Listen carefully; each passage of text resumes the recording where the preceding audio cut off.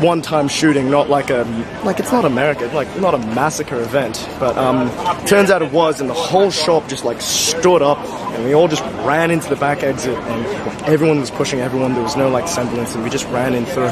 So I was just getting ready to go home, and like I was packing my bag, got my flip-flops, was ready to catch my bus, and then I started hearing the shots. But at the time we just thought it was like firework or something, or maybe part of the festival that was happening.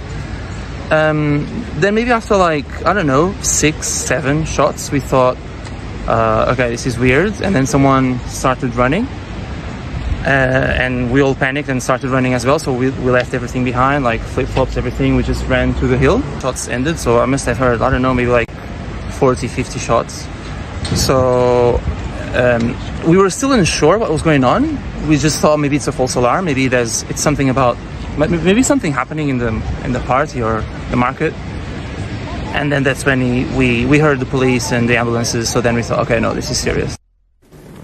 Well, following the very latest, with me in the studio is my colleague Will Vernon. And Will, there's been a crucial security update from the police there. That's right. We've been hearing from our BBC correspondent at the scene, Katie Watson, who has been speaking to police at within that security cordon. She said that a number of devices have been secured and are being removed. So this is regarding the possibility of improvised explosive devices.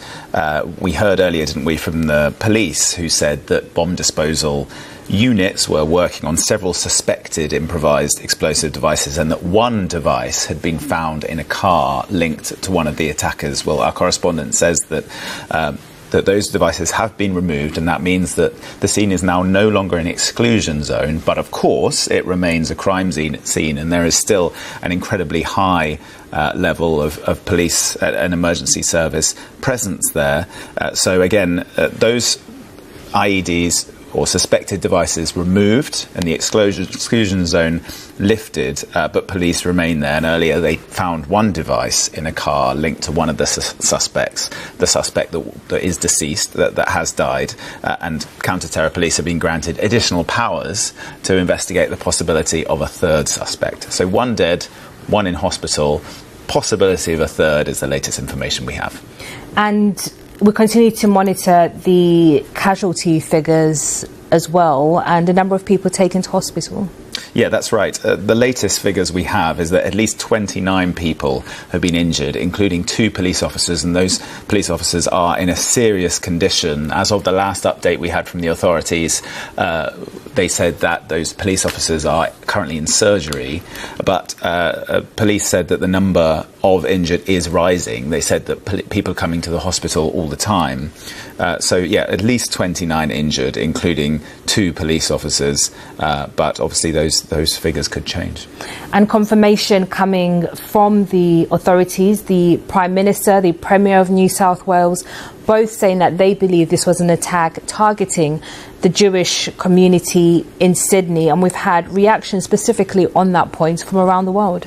Yeah, that's right. There have been a number of statements from Jewish groups, from Israeli officials as well. The Israeli Foreign Minister said that the Australian government, which has received countless warning signs, must come to its senses. The Israeli President Isaac Herzog, our sisters and brothers in Sydney have been attacked by vile terrorists in a very cruel attack on Jews who went to light the first candle of Hanukkah on Bondi Beach. We've also heard from the UK's Jewish Leadership Council here in Britain, who said Hanukkah is a joyous festival when Jewish communities gather at public locations around the world to share the light. Of course, this is known as the Festival of Lights. It's an 8-day festival. We are devastated and angered that in Sydney, Jews appear to have been targeted once again for being Jewish. So, understandably, some very strong and emotional statements and reaction coming in from around the world from Jewish groups. Yeah, and as you've been telling us, Will, this part of Sydney, Bondi Beach, is a place where a lot of Jewish people live. That's right.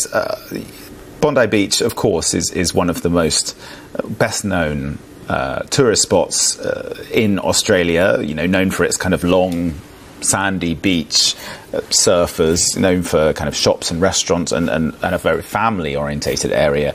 Of course, it's summer in Australia at the moment, and when we heard from the authorities earlier, I believe it was the police chief giving his statement, he said that there were around 1,000 people in this area when the attack unfolded. So this is an area known for its kind of laid-back, summery beach culture. And of course, Australia is known as a very safe place. So such a tragic contrast between, that kind of atmosphere and what happened today. But as you say, this is an area also with a relatively high Jewish population. Sydney has between 40 and 50,000 Jewish people registered as living there, according to the last Australian census. But Bondi Beach particularly is known as an area of Sydney, of the Australian capital, with a particularly high number of Jewish people in it. And we know that there was this event taking place in that location where the attack unfolded, called Hanukkah on the Beach. Between when the attack took place, we know this event was kicking off, it was right in the middle of the event when this attack took place. So this is an area known for being associated with Jewish culture, and earlier, when we heard from the authorities, they said that this was an attack that deliberately targeted the Jewish community. Will, thank